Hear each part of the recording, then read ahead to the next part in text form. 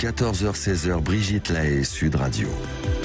Nous sommes avec Yves Pslatty aujourd'hui, créateur de la sexualité positive. Vous êtes sexologue clinicien et vous êtes également auteur de nombreux ouvrages, le dernier aux éditions de la Musardine, La sexualité positive. Et on retrouve Nathalie qui est sexophile. Bonjour Nathalie. Bonjour Brigitte, bonjour Yves. Bonjour. Et félicitations. Je pense qu'on va créer des médailles avec Yves pour donner des médailles à toutes les personnes qui sont sexophiles. Ah bah oui, il y en aurait peut-être un peu plus qu'on l'imagine. Peut-être, oui. Je vous vois très positive en tout cas. Total. Oui, totalement. C'est comme ça qu'il faut vivre la vie déjà, et le sexe en a une grande partie. Eh oui. Alors, est-ce que vous reconnaissez un homme sexophile, vous, Nathalie? Est-ce que vous êtes d'accord avec moi que ça peut quand même se reconnaître un peu? Oui, je pense que alors déjà à la base, si on reste assez sur la base, on va dire que tous les hommes sont sexophiles. Mais je pense qu'il y en a effectivement chez qui c'est un petit peu plus développé, comme chez les femmes, je suppose. Alors là, je suis pas. Attention, on parle de sexophiles, c'est-à-dire d'hommes qui aiment faire l'amour et qui font bien l'amour. On parle pas d'hommes qui ont des besoins et qui ont des pulsions sexuelles dès qu'on leur montre une fesse. Alors là, je ne crois pas qu'ils sont tous. Moi, je trouve pas qu'ils sont tous sexophiles. Non, mais en général, c'est comme ça que les hommes, on les catalogue, forcément à tort, même eux, parce qu'ils se vantent assez souvent. Mais je pense qu'effectivement, être sexophile, c'est quelque chose qui s'apprend, qui se découvre et qu'on s'accapare et du coup on le devient à travers tout ce qu'on va découvrir à travers ce mot qui en dit beaucoup. J'aime bien ce terme qu'on s'accapare, Yves Pslatty. Je trouve que c'est très juste. La sexualité, ça se travaille, c'est comme le sport, il faut le travailler. Oui, c'est ça, mais je pense que beaucoup de gens prennent le sexe comme du sexe pur. Et en fait, on se rend pas compte de tout ce que ça peut engendrer quand on connaît mal la sexualité et notre propre sexualité. Par contre, une fois qu'on la découvre, je pense que là, effectivement, on peut s'épanouir dans une sexophile complètement, très débordante. Oui. Mais vous savez, Nathalie, je crois qu'il y a des émotions qui sont qui inhibent beaucoup cette sexualité libre, notamment la peur. La peur de mal faire, la peur d'être jugé, la peur de pas être à la hauteur, la peur de devenir une salope. Enfin bref. Oui, mais tout à fait. Il faut déjà se libérer de tout ça, ce qui est pas si simple. Non, mais je crois que déjà même la sexualité en elle-même, c'est quelque chose que les gens considèrent même dans un couple encore un petit peu comme sujet tabou. Donc c'est vrai qu'après c'est compliqué de devoir se définir en tant que sexophile et de l'assumer pleinement déjà pour soi. Après les autres peu importe, mais je crois que c'est déjà pour soi qu'il faut vivre cette chose. Et puis si on a l'occasion de la découvrir et de la travailler, moi je dis qu'après c'est merveilleux. Nathalie, quel âge vous avez? J'ai 54 ans, Yves. Est-ce que donc vous dites que vous êtes sexophile? Oui. Faites-moi un peu le décours de votre vie. Comment est-ce que vous êtes arrivé à ça? Est-ce que c'était inné? Est-ce que c'était très jeune? Comment est-ce que vous avez développé? Et juste une bête question. Est-ce que la sexualité à 30 ans est meilleure que 20 ans? Est-ce qu'à 40 ans, elle est meilleure qu'à 30 ans? Est-ce qu'à 50 ans, elle est meilleure qu'à 40 ans? Ou bien ça décline? Est-ce que ça se bonifie? Est-ce que ça se bonifie avec le temps? Ou bien ça décline pour une sexophile? Alors donc, déjà pour faire mon parcours sexuel, moi j'ai été élevée dans une famille où la sexualité n'était pas un sujet tabou à discuter. Donc déjà il y avait une grande ouverture d'esprit, mais quand on est jeune et qu'on découvre sa propre sexualité ou qu'on commence à découvrir ce que c'est réellement la sexualité quand on est une adolescente, forcément même si on a un entourage qui est très ouvert, c'est très compliqué d'en discuter ou d'échanger puisque la sexualité est très intime. Quelque part c'est notre intimité propre et c'est quelque chose qu'on a beaucoup de mal à partager avec les adultes du moins et surtout avec nos proches. Donc qu'en fait, je pense que comme beaucoup de gens, on fait notre petite sexualité, chacun de notre côté. Mon premier partenaire, ça a été mon mari, donc du coup forcément, on se débrouille un petit peu avec les moyens du bord, mais on reste toujours un petit peu sur la retenue parce que la sexualité, moi je vous parle de ça il y a 30 ans, c'était quelque chose de très tabou. Et puis les pratiques étaient toujours un petit peu sales, donc c'était très compliqué. Moi je sentais que je devais m'épanouir sexuellement. J'ai senti très jeune que j'avais une sexualité qui allait être débordante et qu'il fallait que je contrôle. Donc parce que je ne la connaissais pas, je savais pas comment justement vivre cette sexualité sans être jugée. Donc du coup, bon, j'ai eu des relations sexuelles avec mon mari très plan-plan, on va dire, très peu d'initiatives, très peu d'innovation, oui, assez classique. Hein.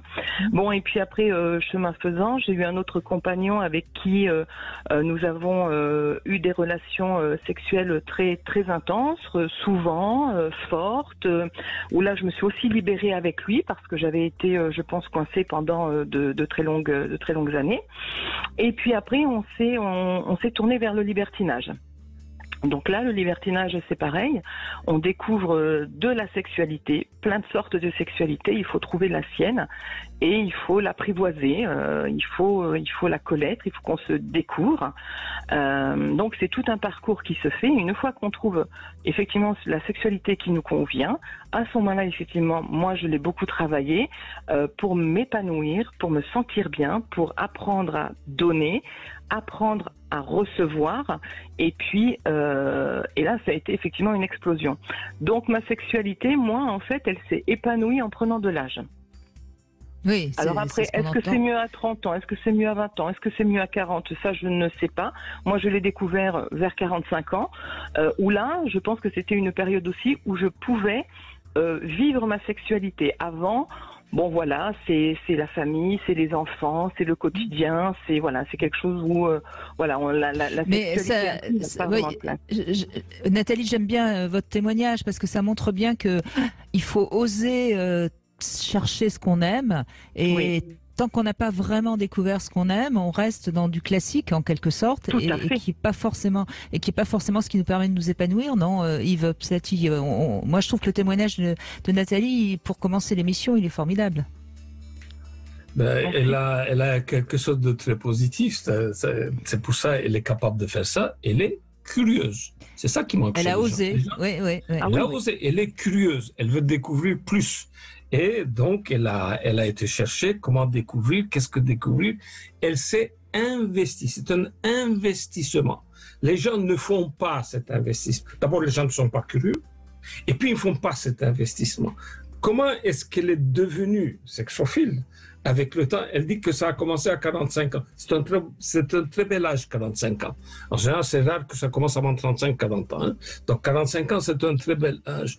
Mais c'est cette curiosité, c'est cette volonté, c'est cette aller vers. Aimer, c'est aller vers. Donc, elle a été vers la sexualité, elle s'est investie dans la sexualité. Il n'y a pas de secret. S'il y a un secret, ben c'est ça.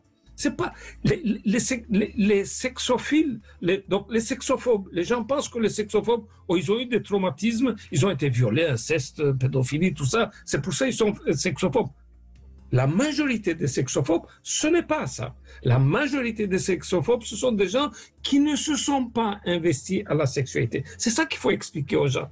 Ah, moi, je suis sexophobe parce que, bon, j'ai eu des traumatismes.